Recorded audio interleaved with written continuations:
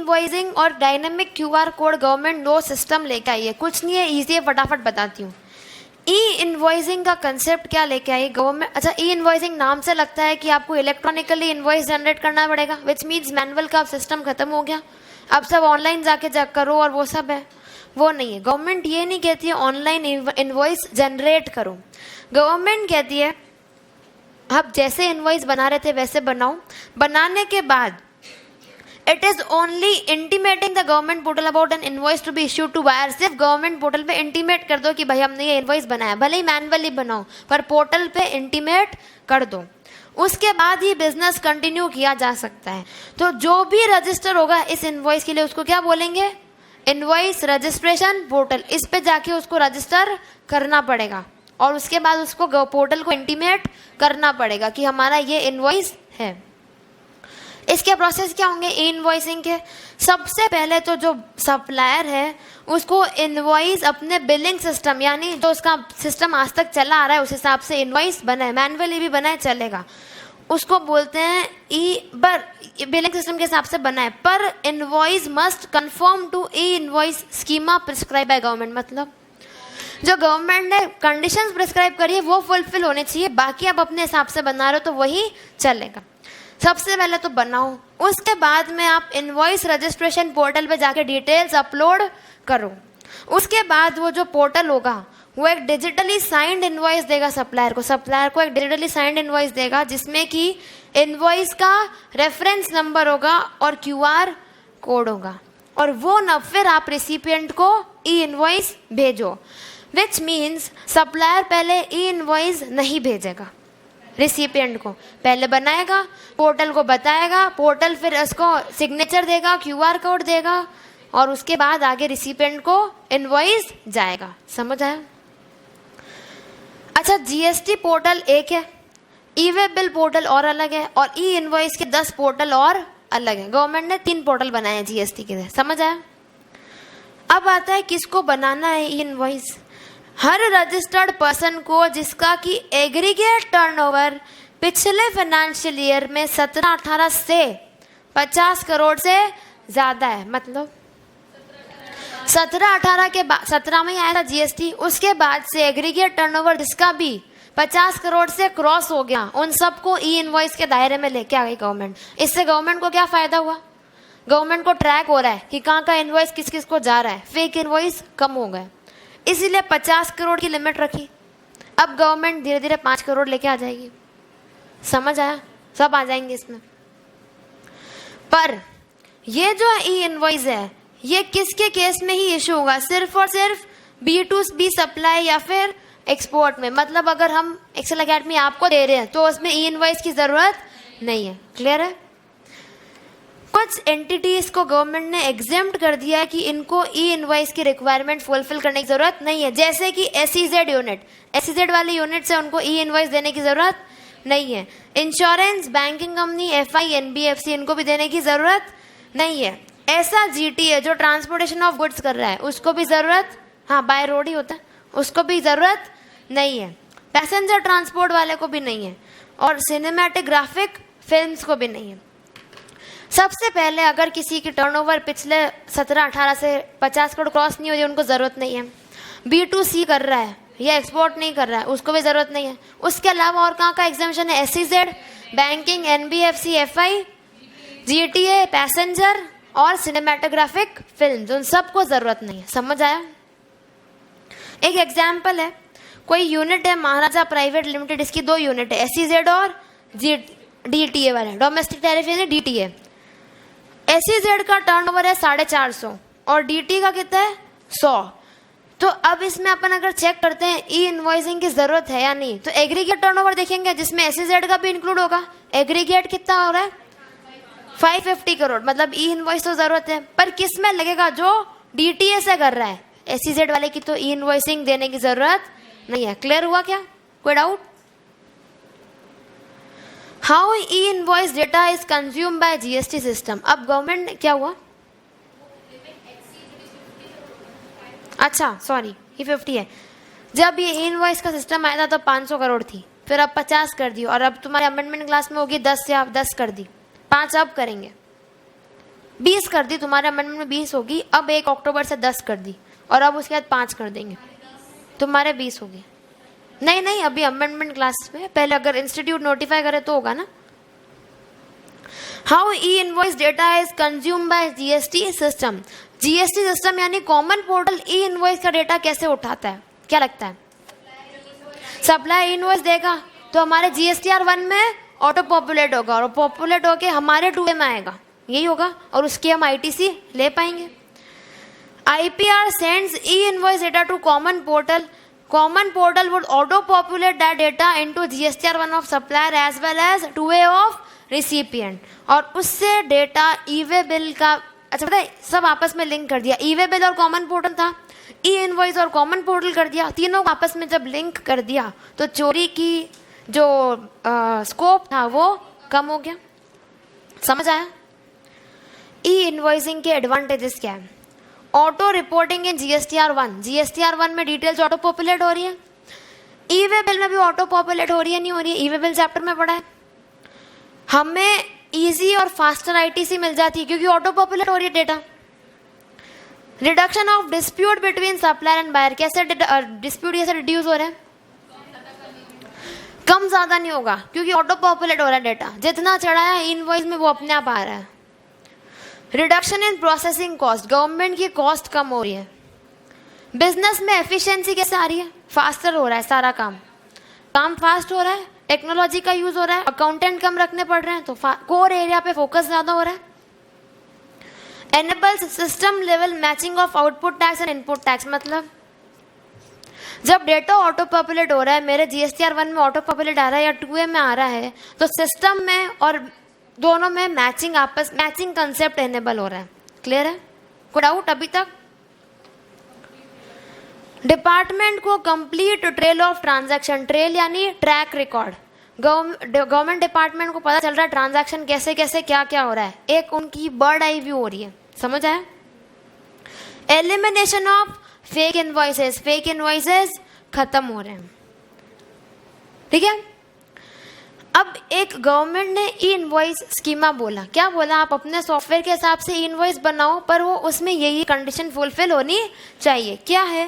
Business use various accounting and billing softwares, each generating and storing invoices in their own formats. Her business का अपना अपना एक format होता है जिसमें वो इनवॉइस जनरेट करता है और डेटा स्टोर करता है।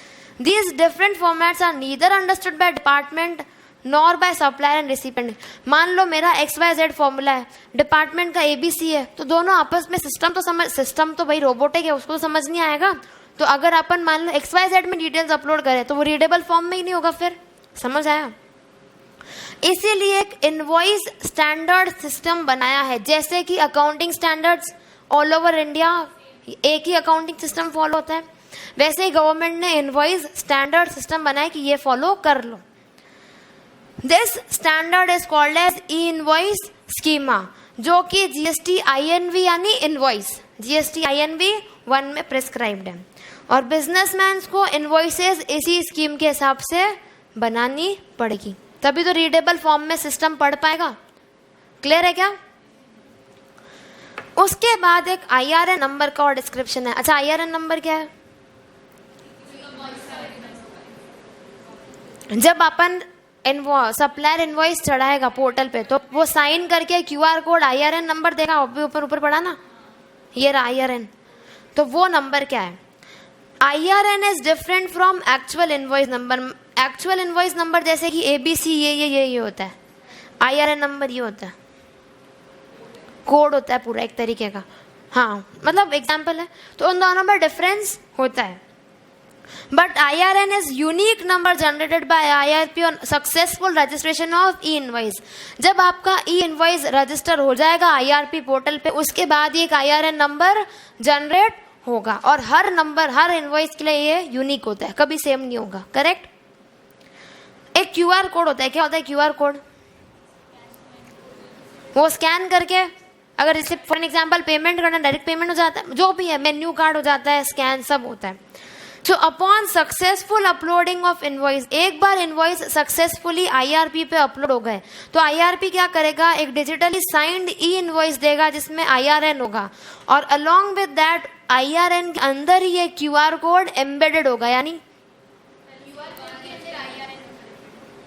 IRN के अंदर IRN नंबर QR कोड के अंदर होगा, मतलब वो QR कोड को स्कैन करते तो IRN नंबर तक पहुंचा देगा, यही होगा।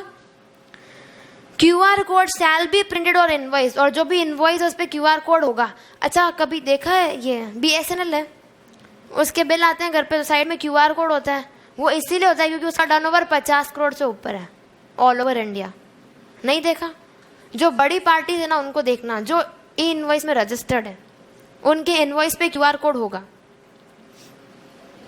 QR code can be quickly read by QR code reader. QR code reader से QR कोड स्कैन हो जाता है, which helps in verification of invoice on GST portal through offline app. मतलब इससे क्या होता है, QR कोड से इनवॉइस की वेरिफिकेशन हो जाती है कि सही है या नहीं है। सही से कैसे पता चलेगा, क्योंकि अगर वो IRP पोर्टल पे अपलोडेड है मतलब उसकी ऑथेंटिसिटी है।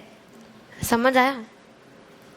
और इससे क्या होता है पता, जो टैक्स ऑफिसर्स है, मतलब अपना माल मान लो गाड़ी में जा रहा है कहीं पे और अपने इनवॉइस पे QR कोड है, तो टैक्स ऑफिसर्स को स्कैन करके सीधा पोर्टल पे जाके चेक कर सकते हैं कि इसका इनवॉइस बना या नहीं बना। तो उनको भी ईजी है और अपने लिए भी ईजी है। समझ आया? ई इनवॉइसिंग के कुछ और पॉइंट्स हैं कि ये इसका नाम तो ई इनवॉइसिंग है, पर ये डेबिट नोट और क्रेडिट नोट्स पे भी लगेगा। अब इनका अलग अलग नाम रखने के बजाय सिंपल एक ई इनवॉइसिंग नाम रख लिया ईज के लिए। अगर ई इनवॉइसिंग लग रहा है तो इनवॉइसेस ट्रिप्लिकेट या डुप्लीकेट फॉर्म में इशू करने की जरूरत नहीं है, यही एक इशू कर लो वो भी बहुत है। ई invoice is also required in case of RCM under section 9(3). अगर 9(3) का RCM है तब ई इनवॉइस लगेगा, पर याद रख लेना 9(4) में ई इनवॉइस का कंसेप्ट नहीं लगेगा, वो अनरजिस्टर्ड होगा। Supplier can cancel IRN by reporting on IRP। जब अपन IRP पे रिपोर्ट करते हैं तो उससे अपन IRN नंबर कैंसिल भी कर सकते हैं, वो विद इन स्पेसिफाइड टाइम ही होगा। मतलब ऐसा नहीं 2 साल बाद में स्कैन कैंसिल कर रही हूँ, वो नहीं हो पाएगा, टाइम बाउंड है। क्लियर है? उसको अमेंड भी कर सकता है ई इनवॉइस को, पर एक बार कॉमन पोर्टल पे हो तो ही अमेंडमेंट आई। अच्छा एक सेकेंड, IRP पे जाके मैं ई इनवॉइस कैंसिल कर सकती हूँ, पर मैं IRP पे जाके ई इनवॉइस अमेंड नहीं कर सकती। वो अमेंडमेंट GST पोर्टल पे ही हो सकता है। क्लियर है? एक साथ बल्क अपलोडिंग भी पॉसिबल है, और before issuing of invoice to buyer ही करना है IRN, वो तो अपन को पता ही है क्योंकि इनवॉइस तो बाद में जाएगा बायर को। समझ आया? कोई डाउट अभी तक? अब एक और प्रोविजन है जिसमें डायनामिक QR कोड का है। वो क्या बोलता है, in practical life we have seen that many shops have static QR code. Static यानी पेटीएम ज़्यादा यूज करते हैं, QR कोड तो स्टैटिक है। इसमें डायनामिक है, डायनामिक यानी जो चेंज होता रहता है। अब इसमें यही लिखा हुआ है कि QR कोड स्टैटिक होता है at the payment counter which is scanned by buyer, but the buyer has to enter the amount to be paid in the payment app. जब अपन पेटीएम करते हैं स्कैन करके अमाउंट तो लिखते हैं कि इतना पेमेंट करना है, पर जब आप डायनामिक QR कोड में जाते हो, इसका कंसेप्ट क्या हुआ, जैसे आप उसको स्कैन करके अमाउंट अपने आप लिखा हुआ आ जाएगा, डायरेक्टली आपको सिर्फ पे ही करना है। इसलिए डायनामिक QR कोड है। ये ईज के लिए बिजनेसमैन के, समझ आया? For hassle free digital payments. The supplier can include a dynamic QR code in the invoice. Alternatively, supplier can provide a dynamic QR code through digital display at point of sale machine. मतलब supplier क्या कर सकता है, या तो dynamic QR code को invoice में embedded कर दे, या फिर अपने दुकान के बाहर एक POS मशीन रखे, उसमें डायनेमिक QR कोड हो, अपन जाके उसको स्कैन करें, डायरेक्ट सिर्फ पेमेंट ही करना हो, अमाउंट अपने आप आ जाए। क्लियर है क्या? कोई डाउट? पर डायनेमिक QR कोड की रिक्वायरमेंट किसको करनी है फुलफिल? प्रीसीडिंग फाइनेंशियल ईयर में 17-18 से अगर टर्नओवर 500 करोड़ से ज्यादा होता है, ई इनवॉइस में क्या है 50, इसमें क्या है 500, तो उसको ई QR कोड इनवॉइस में लिखना पड़ेगा। अगर वो अनरजिस्टर्ड को दे रहा है तो ही। अच्छा, ऊपर ई इनवॉइस रजिस्टर्ड में B2B है, इसमें B2C है। समझ आया? अब गवर्नमेंट ने कुछ क्लैरिफिकेशंस दी है। क्या क्लैरिफिकेशन है कि QR कोड कब एप्लीकेबल नहीं होगा? अगर GT है तो, पैसेंजर वाला है तो, सिनेमेटोग्राफिक फिल्म वाला है तो, बैंक, इंश्योरेंस, एनबीएफसी वो है, तो सिर्फ एक अलग है OIDAR, और उसमें SEZ था, इसमें OIDAR। कंपैरिजन करें तो ई इनवॉइस IRP पोर्टल पे होगा, ये आपको POS मशीन या इनवॉइस में डालना है। ई इनवॉइस की लिमिट है 50 करोड़, B2B और एक्सपोर्ट पे है, इसकी 500 है और B2C पे। उसमें एक SEZ अलग है, इसमें OIDAR अलग है।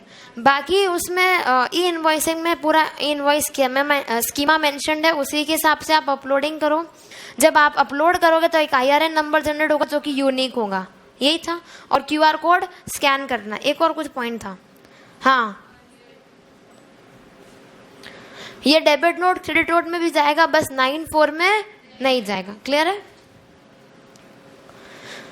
No dynamic code QR code in case of exports. अगर इसमें कह रहा है ई इनवॉइसिंग एक्सपोर्ट पे तो लगती है, पर डायनेमिक QR कोड एक्सपोर्ट के ट्रांजैक्शन पे नहीं लगता, ये अपन ने बात कर ली। पैरामीटर्स या डिटेल्स जो कि QR कोड में, अच्छा ये बोल रहा है कि जब आप डायनेमिक QR कोड इनवॉइस में मेंशन करो या POS मशीन में मेंशन करो, अपन उसको स्कैन करें तो उसमें क्या क्या पैरामीटर्स आने चाहिए, स्कैन करते समय क्या क्या चीज़ें आनी चाहिए, जैसे कि सप्लायर का GSTIN, सप्लायर की UPI ID होनी चाहिए, उसी पे पेमेंट करेंगे। पेई बैंक का अकाउंट नंबर एंड IFSC, पेई बैंक यानी जिससे ट्रांजैक्शन हो रहा है, जैसे फॉर एग्जांपल ICICI है तो उसका IFSC और bank number, bank account number. Invoice का नंबर या डेट, इनवॉइस पे वैल्यू, मतलब किस वैल्यू पे कितना GST लग रहा है, कितना पेमेंट कर रहे हैं, किस बैंक को कर रहे हैं, किसको कर रहे हैं, उसका GSTIN और उसकी UPI ID। समझ में आया? कोई डाउट? कंप्लायंस ऑफ ड्यू, ये पढ़ लेना, ये क्या बोल रहे हैं, डायनेमिक QR कोड की कंप्लायंस कैसे करनी है अलग अलग सिचुएशंस में।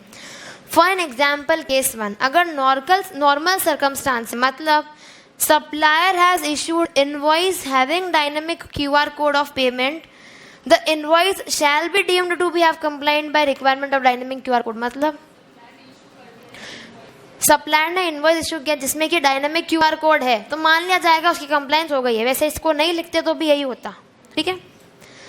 पर अगर सप्लायर डिस्प्ले करता है QR कोड को और कस्टमर ऑप्ट करता है विदाउट QR कोड के पेमेंट का, जैसे कि कस्टमर ऑप्ट करता है UPI से, क्रेडिट कार्ड या debit card, online bank, cash या फिर कॉम्बिनेशन ऑफ दीज, मतलब आधा पेमेंट UPI से कर दे, आधा पेमेंट कैश से कर दे, उस केस में सप्लायर को एक क्रॉस रेफरेंस देना पड़ेगा ऑफ पेमेंट ऑफ मतलब जैसे transaction ID along with time, amount of payment, mode of payment, UPI, credit card on the invoice. मतलब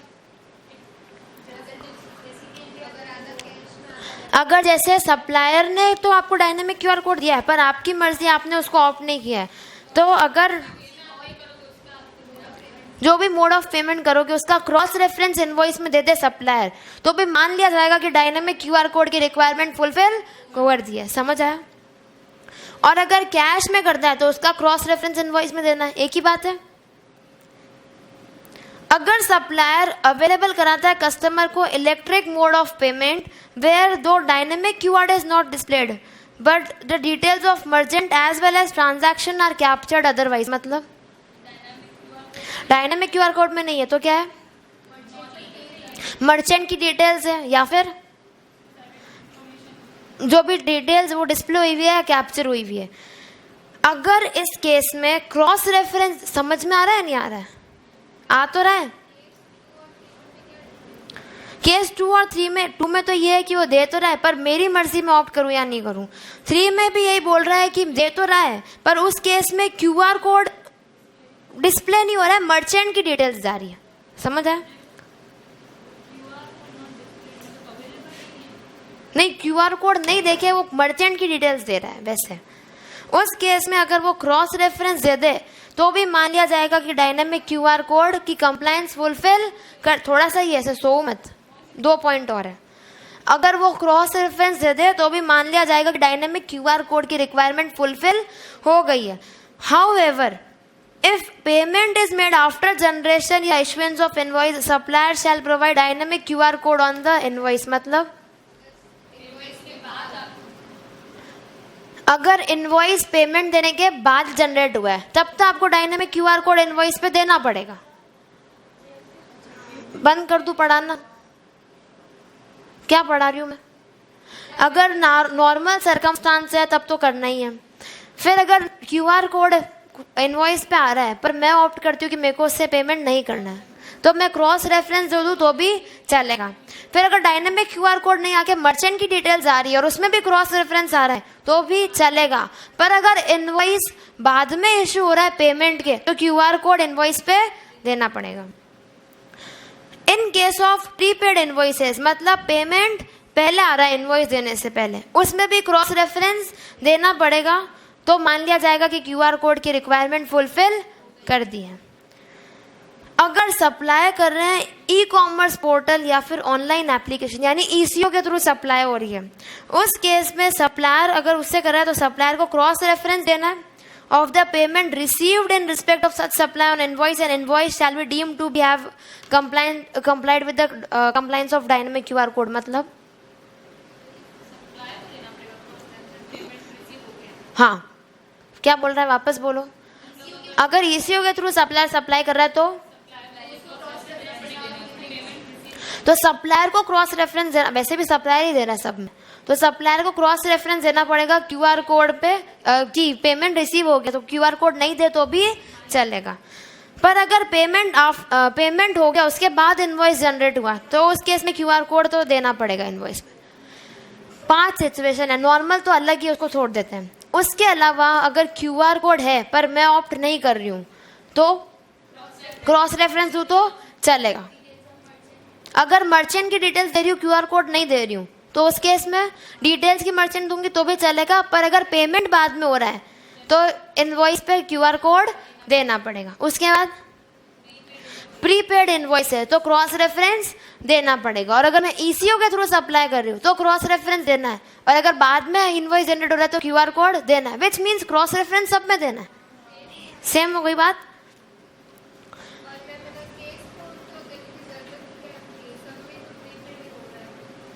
क्या क्या क्या वापस बोलो। कैश कोड कहाँ है? कैश कोड केस 4 में, हाँ हाँ, इनवॉइस पहले जनरेट, प्रीपेड इनवॉइस यानी इनवॉइस पहले जनरेट हो गया, पेमेंट बाद में है। अच्छा, ई इनवॉइसिंग और क्यूआर कोड के एक बार डिफरेंस देख लेते हैं। ई इनवॉइस कब लगेगा? एग्रीगेट टर्नओवर 17-18 से 50 करोड़ और डायनेमिक 500 करोड़। अच्छा, ई इनवॉइस B2B पे लगता है और डायनेमिक B2C पे लगता है। ई इनवॉइस में IRP जनरेट होगा, फिर वो IRN और फिर QR, IRP पे IRN और QR कोड जाएगा, और उसमें डायनेमिक QR कोड या फिर POS हो तो भी चलेगा। अच्छा, पर्पस क्या है इसका? एडवांटेजेस देख लेना दोनों के, और QR कोड डायनेमिक क्यों? हैसल फ्री पेमेंट्स हो। समझ आया? कोई डाउट? अब किसी GST में कहीं पे भी डाउट है, कुछ कम ज़्यादा हुआ है तो वो बताओ, वापस बता देती हूँ।